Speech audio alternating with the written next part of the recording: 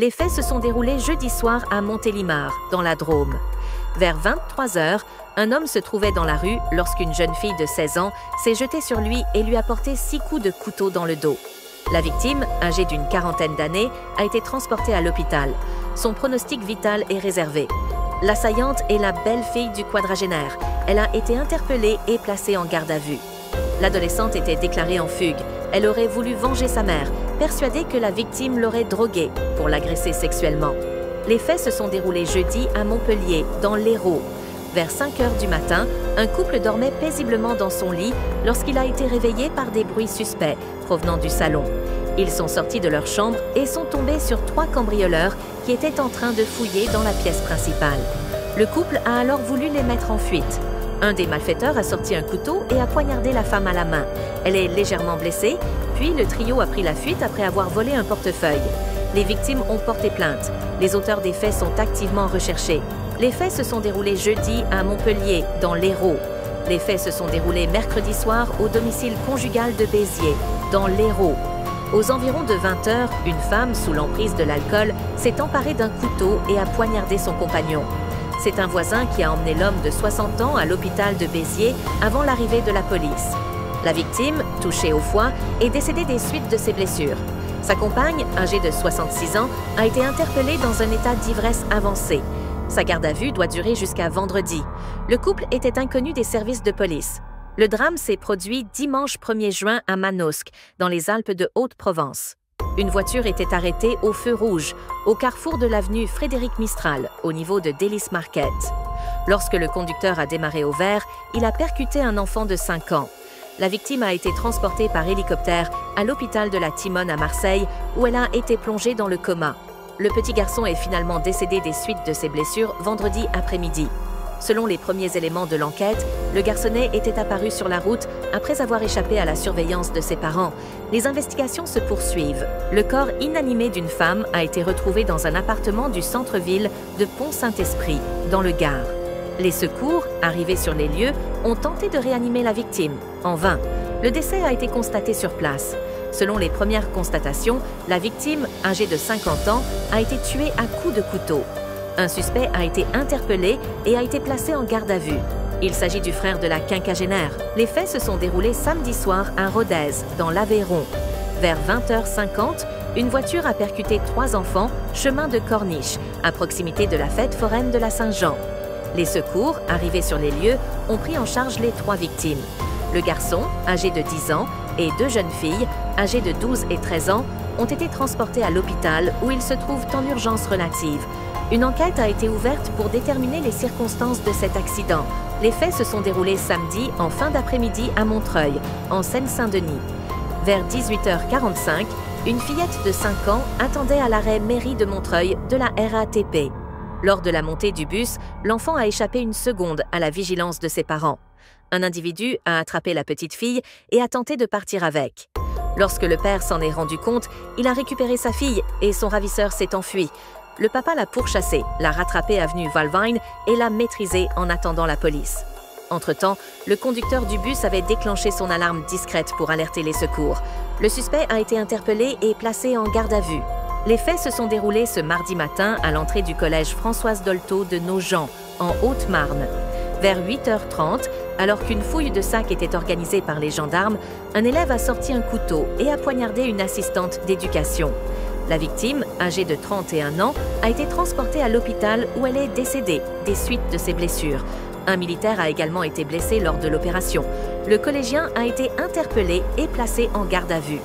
Je salue le sang-froid et l'engagement de celles et ceux qui ont agi pour maîtriser l'agresseur et protéger les élèves et les personnels. A déclaré la ministre de l'Éducation nationale Elisabeth Borne qui se rend sur place. Les faits se sont déroulés dimanche soir à Rion-Ès-Montagne, dans le Cantal. Vers 22 h 30, un homme âgé de 30 ans s'est rendu au domicile de son ex-concubine. Mais arrivé sur les lieux, il est tombé sur le nouveau compagnon de cette dernière. Cet homme de 35 ans lui a porté 4 coups de couteau. La victime est remontée dans sa voiture pour rejoindre des amis dans un bar du centre-ville. Lorsqu'elle descendit de son véhicule, elle s'est effondrée sur la chaussée à quelques mètres du bar, où se tenait une soirée foot. Le trentenaire est décédé lors de son transport à l'hôpital de Clermont-Ferrand. L'auteur des coups de couteau s'est rendu lundi à la gendarmerie où il a été placé en garde à vue. La femme témoin des faits, âgée de 31 ans, a également été placée en garde à vue. Vers 21 h, un enfant de 6 ans a chuté depuis son balcon du 2e étage. Les pompiers, dépêchés sur les lieux, ont pris en charge la victime. Ses jours ne sont pas en danger. Selon des témoins, des voisins et des passants dans la rue, c'est le père qui aurait poussé l'enfant du balcon, devant les yeux de son grand frère de 10 ans. Le papa a tenté de prendre la fuite à l'arrivée de la police, mais il a été rattrapé par les forces de l'ordre et interpellé. L'homme a été placé en garde à vue, ainsi que la mère du garçon. Les faits se sont déroulés dans la nuit de mardi à mercredi à Compiègne, 60. Vers 1 h du matin, une jeune fille de 17 ans a été agressée sexuellement par un homme sur les bords de l'Oise. Sous la menace d'une hache et d'un couteau, son agresseur a tenté de la violer. Pour échapper à son assaillant, l'adolescente s'est jetée dans la rivière. Elle a nagé sur une dizaine de mètres, tout en criant. Témoins de la scène, des passants ont appelé les secours. Policiers et pompiers sont arrivés sur les lieux. Sans hésiter, 2 policiers se sont jetés à l'eau et ont sauvé la jeune femme. La victime a été transportée à l'hôpital. Selon les premiers éléments de l'enquête, elle avait rencontré récemment son agresseur sur les réseaux sociaux. Ce dernier a pris la fuite et est activement recherché. Un Boeing 787 de la compagnie Air India s'est écrasé jeudi à l'aéroport d'Ahmedabad, dans le nord-ouest de l'Inde. Il y avait à bord 230 passagers, 169 Indiens, 53 Britanniques, 7 Portugais et un Canadien. 12 membres d'équipage étaient également présents. Le vol Air India 160 et 11 reliait la ville indienne à Londres. Au moins 30 corps ont été retrouvés sur le site du crash aérien en Inde, selon les secouristes. Les faits se sont déroulés dans la nuit de samedi à dimanche à Madisonville, en Louisiane, États-Unis. Vers 2 h 30 du matin, après avoir beaucoup bu d'alcool, Joseph Boatman est allé récupérer son bébé chez un membre de sa famille. L'homme, âgé de 32 ans, a installé sa fille de 21 mois dans son siège auto.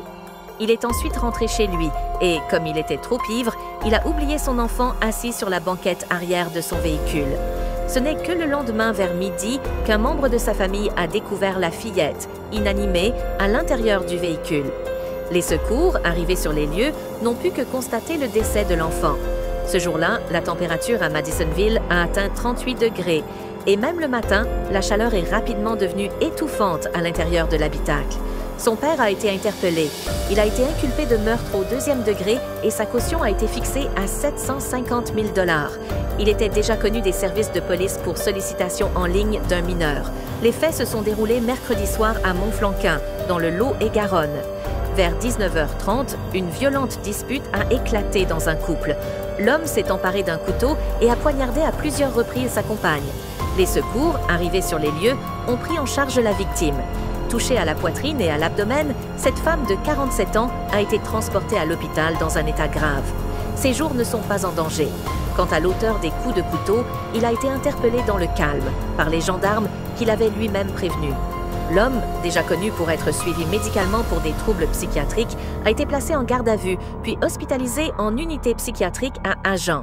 Mardi après-midi, Darian Randall a signalé la disparition de sa fille à la police du comté de Newcastle, dans le Delaware, États-Unis. Elle a expliqué qu'un individu, muni d'une arme de poing, avait enlevé son enfant de 3 ans. Une alerte Amber a alors été lancée. La vidéosurveillance a été exploitée et les images recueillies ne correspondaient pas au récit de la mère. La voiture de la maman a été fouillée et une couverture tachée de sang a été retrouvée à l'intérieur. Placé en garde à vue, Darian Randall est passé aux aveux. Cette femme de 31 ans a frappé sa fille avec une ceinture à 20 reprises avant de se rendre compte que la fille ne respirait pas.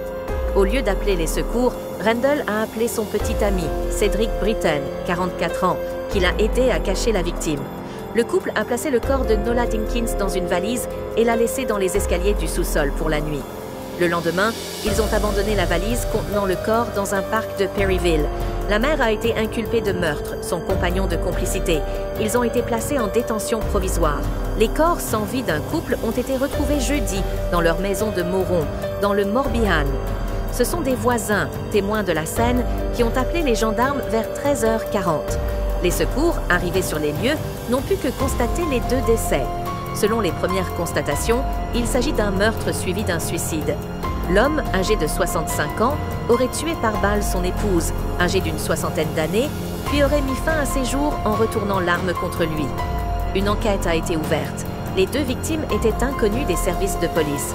Les faits se sont déroulés vendredi à Rézé, une commune de l'agglomération de Nantes, en Loire-Atlantique. Une femme s'est emparée d'un couteau et a poignardé à plusieurs reprises son compagnon, âgé de 49 ans. La victime a été retrouvée baignant dans une mare de sang par un voisin, dans le hall de cet immeuble situé place Robert Plissoneau. Les secours, arrivés sur les lieux, ont tenté de réanimer cet homme de 49 ans. En vain. Le décès a été constaté sur place. Sa conjointe a été interpellée sur les lieux et placée en garde à vue. Le drame s'est produit le 10 mai à Longney, au Royaume-Uni. Felicity, 3 ans, jouait sur un trampoline dans le jardin familial avec sa mère et son frère lorsqu'une mini-tornade a surgi. Elle a emporté le trampoline par-dessus la haie, projetant l'enfant sur une longue distance jusqu'au champ voisin. La petite fille a été transportée en urgence à l'hôpital pour enfants de Bristol, où elle est décédée des suites de ses blessures 2 jours plus tard. Le trampoline, acheté une semaine auparavant et équipé d'un filet, n'était pas fixé au sol. Cependant, selon les premiers éléments de l'enquête, cela n'aurait pas empêché la tornade de l'emporter. Le corps sans vie d'un homme de 36 ans a été retrouvé mercredi à son domicile près de Bain-de-Bretagne, en Ille-et-Vilaine. La victime présentait des traces de violence. Son frère jumeau a été interpellé sur les lieux et a été placé en garde à vue. Le décès du trentenaire serait consécutif à une scène de violence, dans un contexte de dispute régulière, l'ayant opposé à son frère jumeau. Les faits se seraient déroulés dans la nuit de mardi à mercredi, dans une ferme où la victime vivait avec sa famille. Le suspect a été mis en examen pour meurtre et placé en détention provisoire. Le corps sans vie d'une jeune femme de 36 ans a été retrouvé jeudi à Étreux, dans l'Aisne. La macabre découverte a été faite dans un véhicule abandonné au fond d'une pâture. Les pompiers, arrivés sur les lieux, ont tenté de réanimer la victime, en vain. Le décès a été constaté sur place. Selon les premières constatations, la trentenaire a été tuée à coups de couteau. Tout de suite, les soupçons se sont portés sur son ex-compagnon qui avait pris la fuite. L'homme, âgé d'une trentaine d'années, a été interpellé quelques heures plus tard dans un hameau situé près d'Étreux et a été placé en garde à vue.